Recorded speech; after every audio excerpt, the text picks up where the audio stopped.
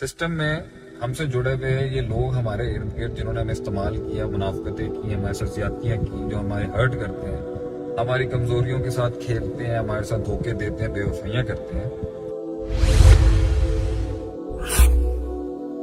لیکن ایک ٹپ بھی ہونی چاہیے، صرف سوکھا سوکھا سلام دو اچھا نہیں ہے، سیکھنا سکھانا چلتا رہنا چاہیے. تو سب سے پہلی بات یہ ہے کہ زندگی میں انسان کو نا ایک چیز بہت تنگ کرتی ہے، بہت بودر کرتی ہے، اور وہ ہے کہ آپ جن لوگوں نے آپ کو ایذا پہنچائی ہوتی ہے، تکلیف پہنچائی ہوتی ہے، people who have hurt you lot, ان سے اپنے من میں ان سے آزاد کیسے ہو؟ اگر بدلہ نہیں لیا ہوا، غصہ نہیں نکالا ہوا، فرسٹریشن نہیں نکالی ہوئی، اور جواب نہیں دیے ہوئے اور محنت کر رہے ہیں اور وہ بکواس کیے جا رہے ہیں، اور آپ لوگ جو ہیں you trying to reach out somewhere to a place where, تو کیسے نکلے ان لوگوں سے؟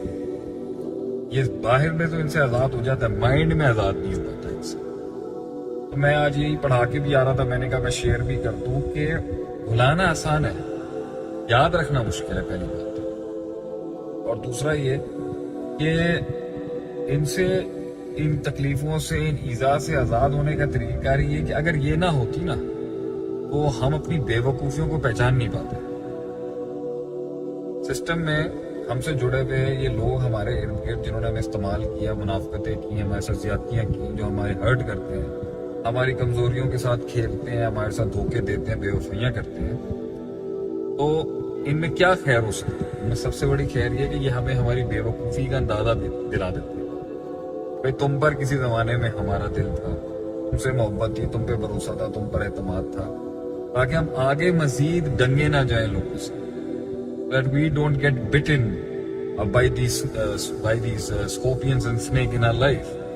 تو کیونکہ انسان جو ہوتا ہے وہ اپنے مزاج کے خلاف جانا نہیں چاہ رہا تھا. جو انٹروورٹ ہے وہ ایکسٹروورٹ نہیں بنے گا، جو ایکسٹروورٹ ہے وہ انٹروورٹ نہیں بنے گا، جو خاموش ہے وہ بولے گا نہیں، جو بول رہا ہے خاموش نہیں ہوگا، کوئی بہت زیادہ اندھا اعتماد کرتا ہے وہ دیکھ کے نہیں چلے گا، لیئرز نہیں بنائے گا. تو یہ ساری چیزیں are part of the thing.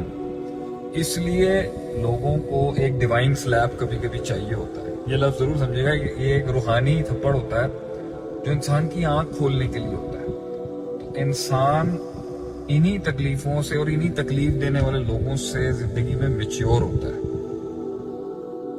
ورنہ تو یہ زہر بن کے انسان کا ڈپریشن بن جائے. بلکہ ہمیں تو ان کے شکر گزار ہونا چاہیے جنہوں نے ہمارے ساتھ زیادتیاں بھی کی ہیں، اور جو کر بھی جاتے ہیں ہمارے ساتھ زیادتیاں، کہ بھائی اگر تم نہیں کرتے تو ہاؤ کم میں اتنا میچیور کیسے ہوتا، میں اتنا سمجھدار کیسے ہوتا؟ How do you think I would have been so sensible? تو یہ تو سارا آپ لوگوں کی ایک کرم نوازش ہے کہ آپ نے